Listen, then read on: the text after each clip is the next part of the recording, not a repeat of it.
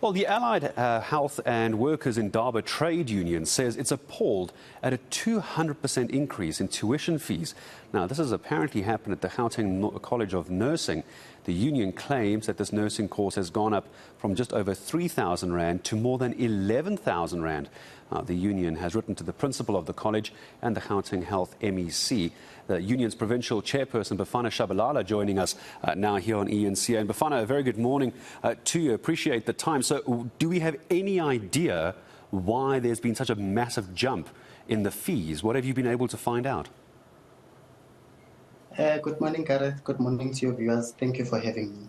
We haven't received any explanation from the college nor the department regarding the steep increase. However, what we have managed to realize is that the increase is definitely linked to the fact that this money goes to the college council fund account, which the management of the college has direct access to.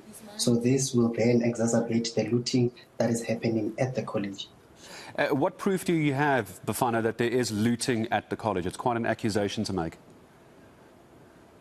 Firstly, the students, when you're enrolled at that college, you are not allowed to buy simple things like uniform from any other service provider. And by the way, this is just uniform that can be sourced anywhere.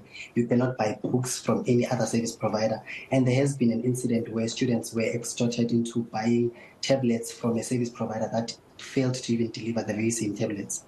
So things have been paid for, and like you said, the tablets haven't been delivered at all. What is the number of pupils, or rather students, forgive me, not pupils, what are the number of students, Bafana, at this college? How many students are being affected right now?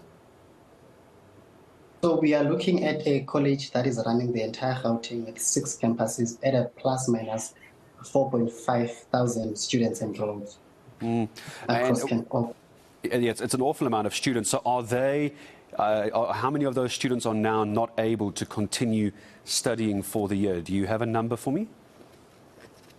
So the number of students that are affected are what we refer to as internal students. That is, people who have been practicing as nurses, and those ones do not receive funding from the department because they are employed by the department. So those are the students that are being affected currently. The ones on bursary, the department has already footed the bill of this increase. Were you informed about the increase before it came into play? Was there any talk of fee increases at all? Nothing, and was said to us. We've only learnt about this from our members who happen to be students in the very same college. The college never engaged us. There was no consultation process. Hence, we were shocked when we learned that students are expected to pay more than 200% of what was initially the fee structure. In the past, Bafana, have you generally been consulted on when there's fee increases? Is there a pattern of consultation that now suddenly stopped, or have you never had consultations?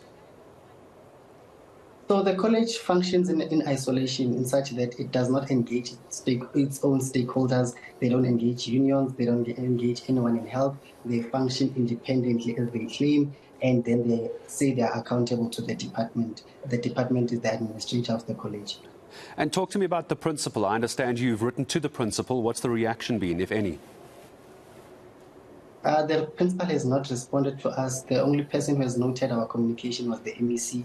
We've written to the principal before. She's never responded to us. She says she does not engage unions, and you then wonder why, because she has our members in her college.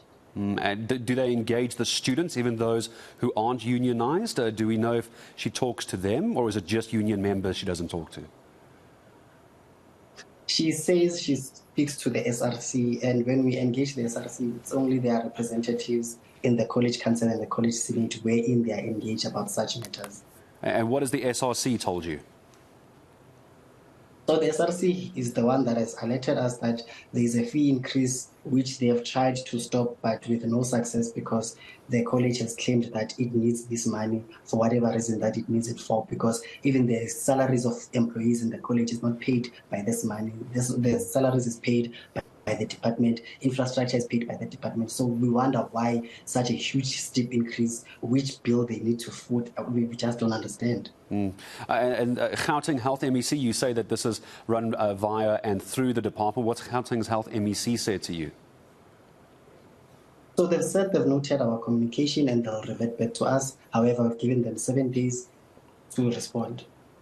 So what is the plan now? You say 7 days to respond if you don't get an answer, because where are we, the 3rd of February? What is happening now with these students that aren't studying because they can't pay for this? Are they missing out on class, or have classes been suspended so no one misses out on their education?